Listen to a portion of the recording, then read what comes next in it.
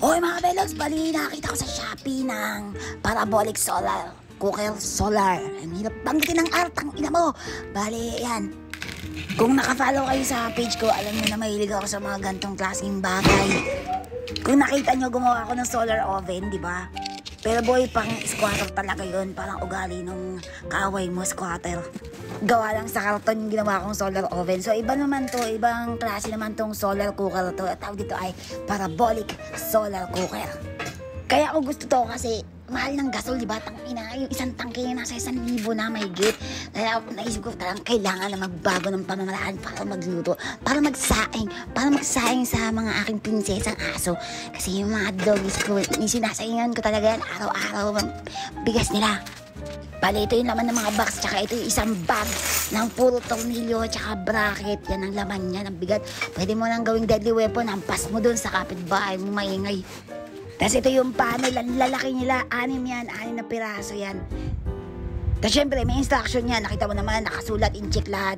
Made in China boy, napakadaling intindihin, ang bilis intindihin ng instruction, alam mo naman yan, di ba?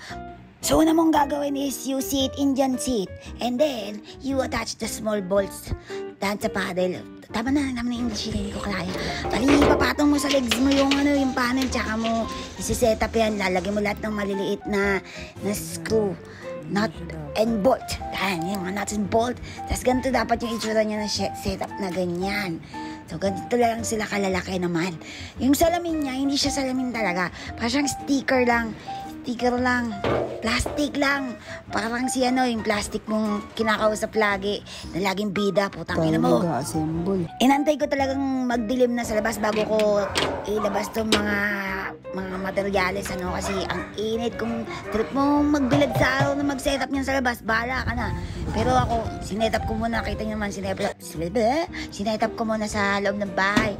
Tapos makikita mo yung parang hula hoop dyan nilalagay. Tapos maglilive ka ng yung pangatlong tornilyo. Hindi ako matulong mag-instructional video. Bali, yung nasa gitna, yung sa butas niya, yung ikatlong tornilyo, luluwagan mo yun at ikakabit mo yung brackets na nakita mo doon mo siya ikakabit. Kailangan mo ng wrench dito kapag wala ka, manghiram ka. Tapos isoli mo kapag handaan na sa kanila para sulit yung paglabas mo ng bahay. Yun lang tip ko. Sana na lang naintindihan niyo yung mga pinagsasabi ko, no? Bali ganyan siya kalaki. Putang ina. Mas malaki sa akin, boy.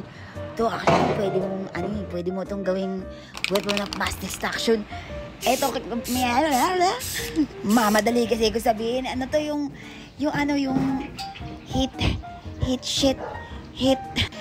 heat resistant na spray. Ganun, color black dapat kasi pagka ibang kulay hindi ma-absorb. Katulad niyan short na yan, di ba? Mag-ingat kayo kasi kung dark yung suot yung damit, ganyan ang mangyayari pag natapat kayo doon sa ray mismo nung light na itong naipon ng parabolic solar. Bahala ka na intindihin, boy, basta meron akong ganito. Kung gusto niyo bumili rin kayo sa Shopee. At kung may tatanong pa kayo sa akin, PM lang, boy. Hindi tayo madamot. Katulad ng tsahe mo, mahilig mo mag-angkin ng mga lupain. Hindi tayo ganun, boy. Share ako ng knowledge. Yan, dyan mo siya i-adjust. Yung nakita mo yung crank na gano'n, doon mo siya i-adjust para masalo niya lahat ng sunlight. O, di ba? Tama ko ilamin.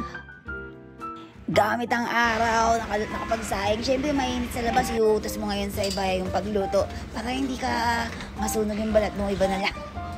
Pero actually, bandang 2 PM, pwede kong iusog tong solar na yan, parabolic na yan, solar sheet, cooker, yan. Ito, ako yan, nagpapanggap ako na ako yung nagluto. Pero hindi talaga. Tamang bida-bida lang ang bakla. So, yan, ganyan siya, yung mga butterfly na paano na kayo intindihin. Ganyan mga pinagsasabi ko. Pero malamang, hindi naman kayo interesado sa video ko to eh. Wala naman may gusto ng gantong klaseng lutuan. Walang may gustong mabilad sa araw, lalo na sa Pinas. Siselan natin di ba? Siselan nyo. Baka mabawasan yung kines, di ba? Pag di na ginagamit, takpan nyo ng tela o yung salamin para hindi masunog yung ano man tatamaan ng ray of light. Yun lang, bye!